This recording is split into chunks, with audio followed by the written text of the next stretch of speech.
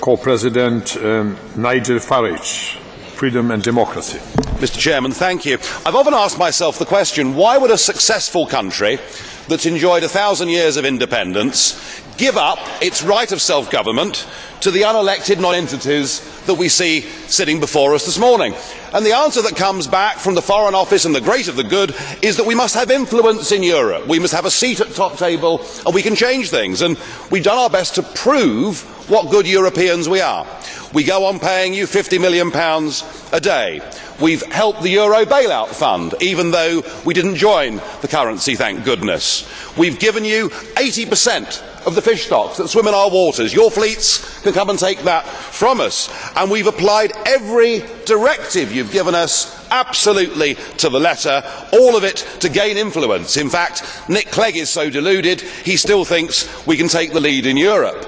When a British Prime Minister goes to a summit with a very modest proposal to protect a uniquely important British industry, a snarling President Sarkozy tells him where to go, with German approval of course, and we find ourselves without a friend in the room, some influence.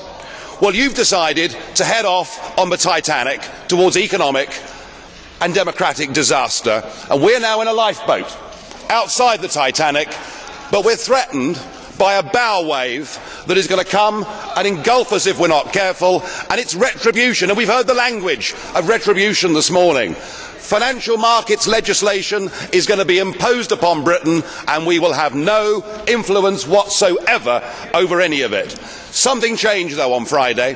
Mr Cameron may not know it, but we are now on course. Britain is going to make the great escape. We're going to get out of this union. We'll be the first European country to get our freedom back. I suspect many others will follow. And then what we'll have is our democracy back, our liberty back, and we'll have influence in the world as you lot head for disaster. It is going to happen. Thank you. Mr. President Farage. Blue card to you, yeah? Colleague Smith, blue card. Dziękuję bardzo, Panie Przewodniczący. I'm grateful to the member for taking an intervention.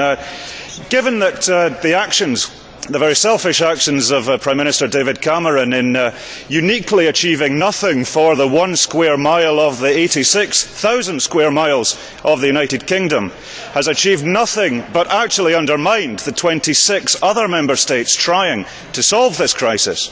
Would you agree with me that Prime Minister Cameron may well have made a couple of people in his party happy, may well have made a couple of people in your party happy, but given that he did not speak on behalf of the Labour Party, the Greens, the Liberals, well, not all of the Liberals anyway, he certainly did not speak on behalf of the people of Scotland, with one representative at the Westminster Parliament from my country.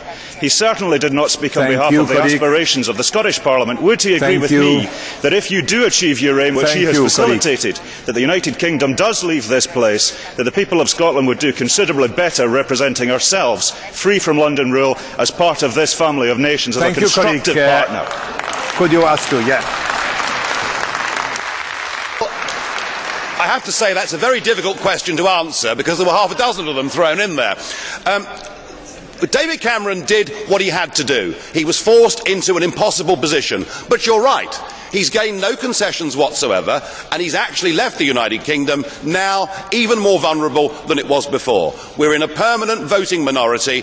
We simply haven't got a friend in the room, and we've heard this morning they want to have our rebate, they want financial markets legislation, but what he has done, he's opened up a debate in Britain. The European debate has now started in earnest. Cameron does not know what he's unleashed. I think the momentum for us to have a referendum to divorce ourselves from these failing structures and to replace it with a genuine free trade agreement now has an unstoppable momentum, and that is good for the UK and it's good for Scotland, and it'll be good for your financial sector based in Edinburgh. Thank you, which provides many jobs for Scottish people. Thank you very much.